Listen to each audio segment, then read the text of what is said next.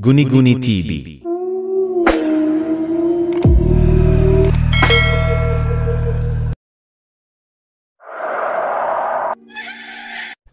Ako po si Mirna. 17 years old pa lang ako noon nang nagtrabaho na ako bilang entertainer sa Japan. Mahirap kasi ang buhay namin noon. Kaya nang sinabi sa akin ng kaibigan ko na mag-apply daw kami sa Japan ay agad akong sumama sa kanya. Marunong naman akong kumanta kaya madali akong natanggap sa agency na ina-applyan namin.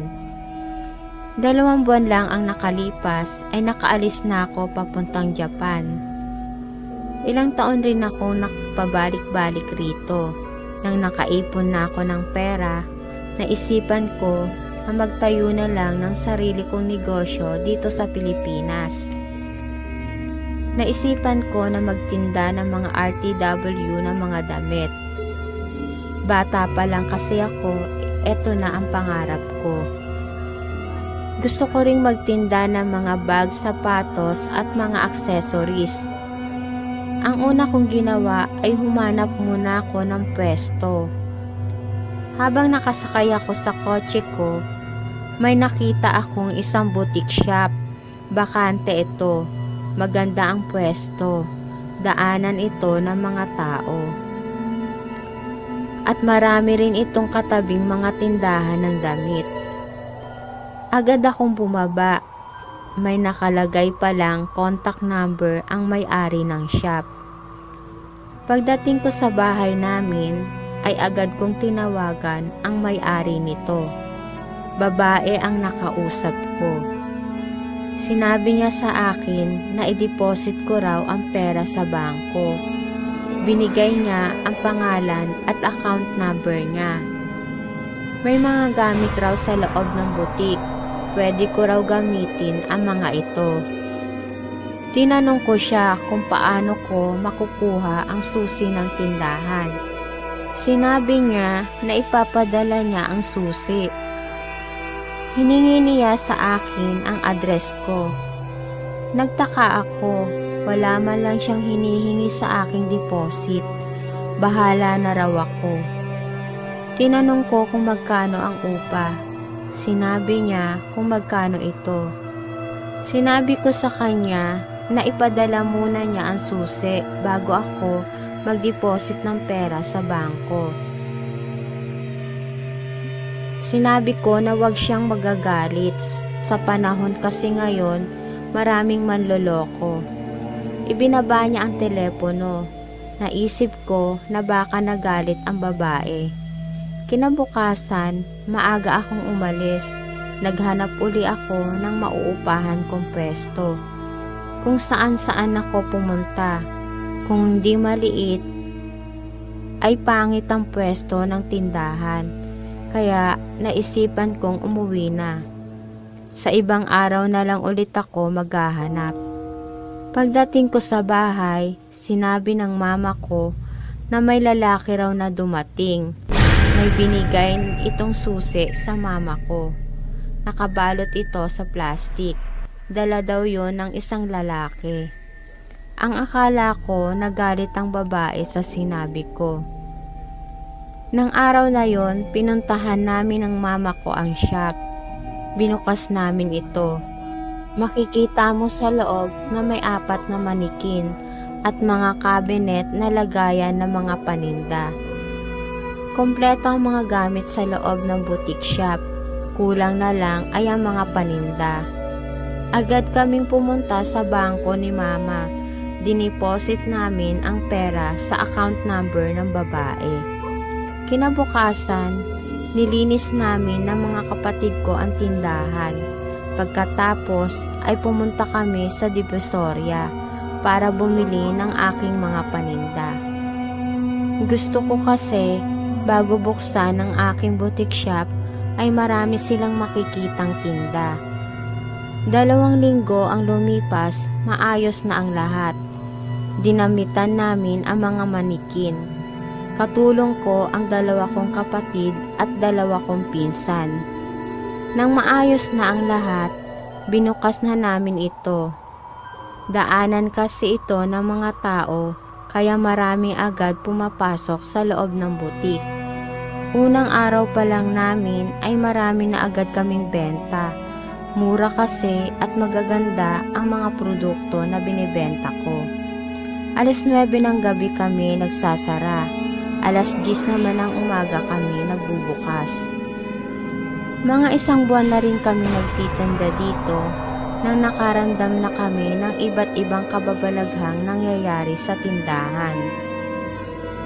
Sa loob ng tindahan ay mayroong CR. Para itong laging may tao sa loob. Maririnig mo na bukas ang gripo pero pag pumasok ka sa loob ay wala naman. Araw ng Sabado nun, sinabi ko sa mga kasama ko na kailangan namin mag-inventory ng mga paninda. Gagabihin kami sa pag-uwi. Nang biglang tumumba ang isang manikin. Nagulat kaming lahat. Itinayo ito ng pinsan ko. Nang nakatayo na ito, napansin ko na parang may luha ang manikin.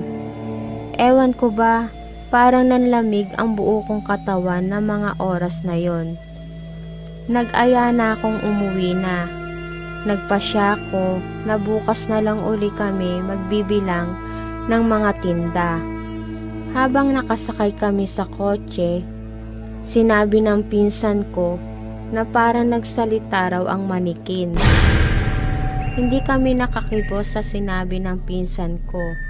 Naisip ko na bakit pinaupahan ang tindahan. Bakit isinara ito ng may-ari? Hindi ako makatulog ng gabi na yon. Gusto kong alamin kung sino ang may-ari ng tindahan at bakit ito pinaupahan. Pag-araw ng Linggo ay maaga kami nagbubukas ng tindahan. Marami kasing namimili at namamasyal. Gabi na, pero marami pa rin bumibili. Pasara na kami nang may pumasok pang isang customer. Sinabi niya na bibili siya ng bag. Habang binebentahan ng pinsan ko ang babae, sinabi ng babae na maganda raw yung babaeng bago namin kasama.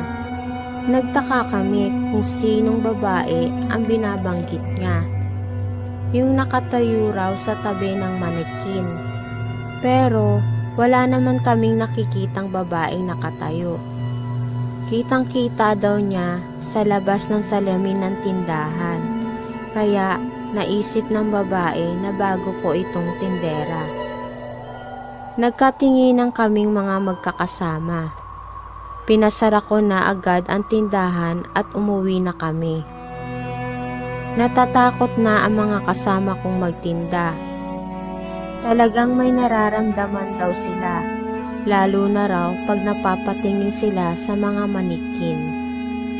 Takot na rin ako, kaya lang nilalakasan ko lang ang loob ko. Sayang kasi pag binitawan ko ang tindahan, araw-araw kasing malaki ang benta ko. Tinawagan ko ang babaeng nakausap ko sa telepono. Hindi ko na ito makontak. Alas 8 ng gabi noon, madalang na lang ang pumapasok sa tindahan. Nagpaalam ang mga kasama ko na kakain sila ng lugaw sa tapat ng tindahan. Naiwan ako mag-isa sa loob. Maya-maya lang, nakaramdam ako na may humawak sa balikat ko. Nagulat ako, napatayo ako. Tatakbo na sana ako palabas nang biglang bumagsak ang isang manikin. Napasigaw ako sa takot. Lalo akong natakot nang gumalaw ang isang kamay ng manikin. Hindi na ako makatakbo sa sobrang takot. Pakiramdam ko, nakadikit ang mga paa ko sa sahig. Sigaw na ako ng sigaw pero walang lumalabas na boses. Mabuti na lang at dumating na ang mga kasama ko. Napaiyak ako nang nakita ko sila. Lumabas agad ako ng tindahan. Nagtaka sila. Kwento ko sa kanila ang nangyari. Takot na takot din sila. Wala nang gustong pumasok sa loob ng butik. Nagtaksi na lang kami pauwi. Nagpasya ko na bitawan na ang butik. Madali nga ang kita araw-araw. Mamamatay naman kami sa takot. Kinabukasan, naghanap kami ng mama ko ng bagong pwesto. Mabuti na lang at nakahanap rin ako. Malapit lang ito sa bahay namin. Daanan din ito ng mga tao. Kinausap ko ang may-ari nito. Nagpirmahan kami at nagbayad ako sa kanya. Hindi na akong pumasok sa loob ng shop. Hinakot ng mga pinsan ko lahat ng aking mga paninda. Isinakay namin ito sa maliit na truck. Pag napapatingin ako sa shop na yon ay kinikilabutan ako. Maya-maya lang may lumapit sa akin isang matandang babae. Tinanong niya ako kung ako raw ba ang umupa sa shop ng anak niya. Sinabi ko na ako nga, pero aalis na rin ako. Nagtaka siya. Simula raw nang pinatay ang anak niya sa butik na yon, ay sinara niya na ito. Hindi na niya ito pinaupahan. Nangilabot ako sa sinabi ng matanda.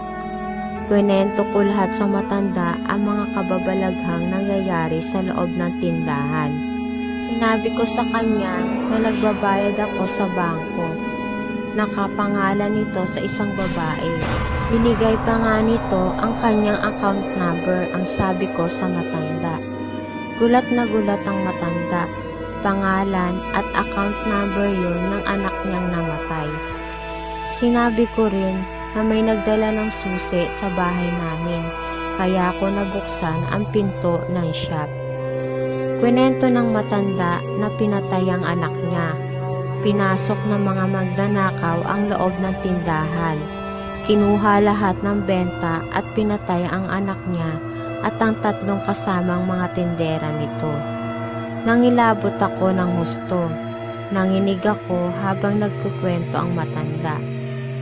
Binigay ko ang susi sa matanda. Umiyak ito. Hanggang ngayon daw ay hindi pa natatahimik ang kaluluwa ng anak niya. At dito na po nagtatapos ang aking kwento. Salamat po.